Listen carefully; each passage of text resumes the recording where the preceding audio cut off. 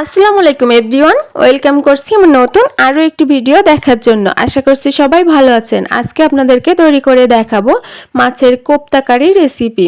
এই রেসিপিটি শেয়ার করার জন্য আমার ফ্রেন্ড আমাকে বলেছিল।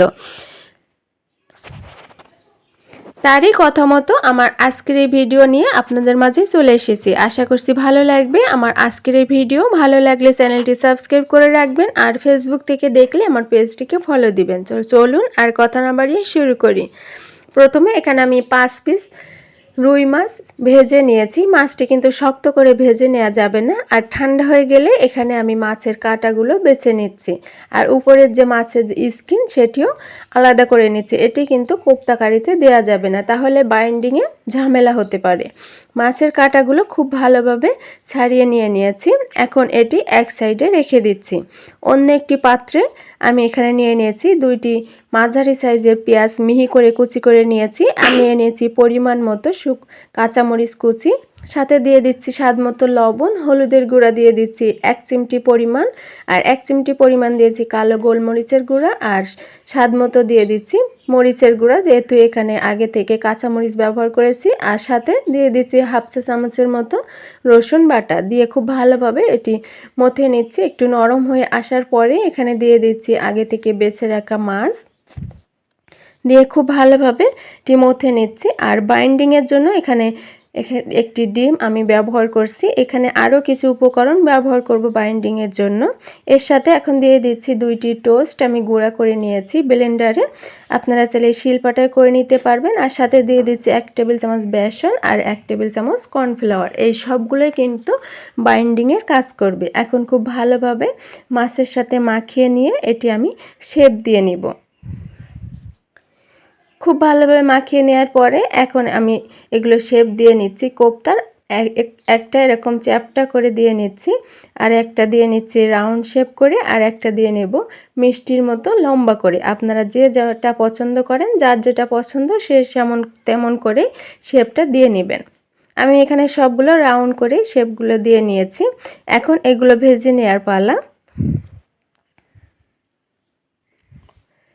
এগুলো আমি এখন ভাজতে চলে এসেছি। এগুলো চাইলে আপনারা ডুবো তেলে ভাজতে পারেন, আবার কম তেলেও ভাজতে পারেন। এখানে আমি 3 টেবিল চামচের মতো সয়াবিন তেল দিয়ে নিয়েছি, আর সাথে আগে থেকে যে মাছগুলো ভেজে রেখেছিলাম তার কিছুটা তেল এখানে ছিল। তেলটা গরম হয়ে গেলে কোপ্তাগুলো এখানে দিয়ে দিচ্ছি।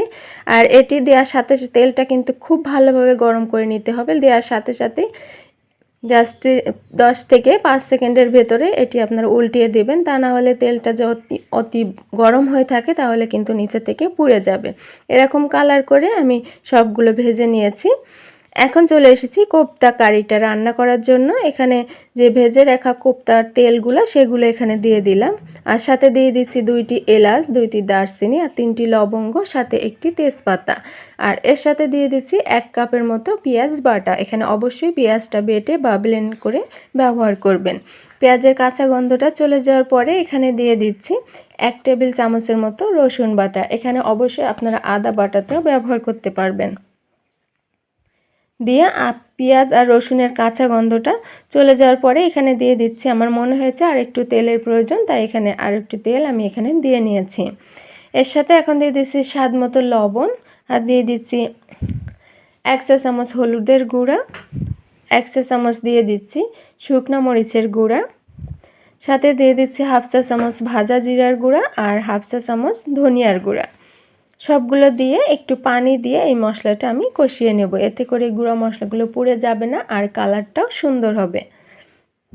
পানি দিয়ে মশলাগুলো কষিয়ে নেওয়ার পরে আপনারা দেখবেন মশলার থেকে খুব সুন্দর কালার আসবে, আর এর জন্য পানি দিয়ে মশলাটা কষিয়ে নেবেন। এখানে দিয়ে দিচ্ছি প্রায় হাফ কাপের মতো বাদাম আমি পেস্ট করে নিয়েছি ব্লেন্ডারে। আপনারা শিলপাটায় করে নিতে পারবেন। এখানে মেন যে উপকরণ সেটা আমি দিয়ে দিচ্ছি হাফ কাপের মতো টক দই। আপনাদের ঘরে যদি না থাকে তাহলে 250 ml দুধ আপনারা জাল করে তারপর সেখানে ভিনেগার কিংবা লেবু দিয়ে দুধটা ফাটিয়ে নিয়ে তারপর এখানে দিয়ে নেবেন। আমি সেই কাজটাই করেছি। দিয়ে এখানে ভালোভাবে মশলাটি কষিয়ে নেওয়ার পরে মশলা থেকে তেল ছেড়ে দেওয়ার পরে এখানে দিয়ে দিচ্ছি ভেজে রাখা কোপ্তাটা, দিয়ে খুব ভালোভাবে এই মশলার সাথে কষিয়ে নিচ্ছি। কিছুক্ষণ কষিয়ে নেওয়ার পরে এখানে আমি পানি ব্যবহার করব। এখানে অবশ্যই গরম পানিটা আপনারা ব্যবহার করবেন। এখানে প্রায় 1.5 কাপের মতো গরম পানি এখানে আমি ব্যবহার করেছি। আর মাছের কোপ্তাটা যদি আপনাদের ভালোভাবে ভাজা বা তৈরি না হয় সেক্ষেত্রে কিন্তু পানি দিলে গলে যাবে। তাই আমার এই রেসিপি পুরোপুরি আপনারা ফলো করলে মাছের কোপ্তাটা আপনাদেরকে গলে যাবে না বা ভেঙে যাবে না। খুব সুন্দর স্মেলের জন্য দিয়ে দিচ্ছি 4টি কাঁচামরিচ আর হাফ চা চামচ ভাজা জিরার গুঁড়া। ভাজা জিরার গুঁড়া যে কত সুন্দর একটা স্মেল বের হয় তা আপনারা ব্যবহার করলে বুঝতে পারবেন। আর সবগুলো উপকরণের ব্যালেন্স ঠিক থাকার জন্য এখানে দিয়ে দিচ্ছি 1 চা চামচের মতো চিনি। এতে করে স্বাদটাও ভালো থাকবে, কালারটাও সুন্দর আসবে। দিয়ে ঢাকনা দিয়ে ঢেকে এটি কিছুক্ষণ রান্না করে নেব।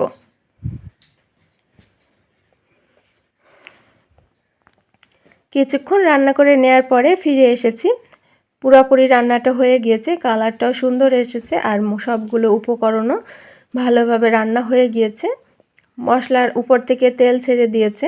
এখন এই পর্যায়ে আমি টেস্ট করে নিচ্ছি। হ্যাঁ, এখানে সব কিছুই আমার পারফেক্টভাবে হয়েছে। এখানে আপনাদের লবণটা যদি প্রয়োজন হয় এখানে আরেকটু লবণ দিয়ে তারপর এটি চুলা থেকে নামিয়ে পরিবেশন করে নেবেন। এখানে পরিবেশন করার আগে আমি ঢাকনা দিয়ে ঢেকে 5 মিনিটের মতো রেস্টে রেখে দিয়েছিলাম চুলাটি বন্ধ করে, তারপরে এটি পরিবেশন করে নিচ্ছি। তো ভিউয়ার্স, আশা করছি ভালো লেগেছে আমার আজকের এই কোপ্তাকারি রেসিপির ভিডিও। ভালো লাগলে চ্যানেলটি সাবস্ক্রাইব করে রাখবেন আর ফেসবুক থেকে দেখলে আমার পেজটিকে ফলো দিবেন। আর আমার এই রেসিপি ট্রাই করলে অবশ্যই আমাকে কমেন্ট করে জানাবেন। আমার এই ভিডিও ভালো লাগলে ফ্রেন্ডস ফ্যামিলিদের মাঝে শেয়ার করবেন। সবাই ভালো থাকেন। আল্লাহ হাফেজ।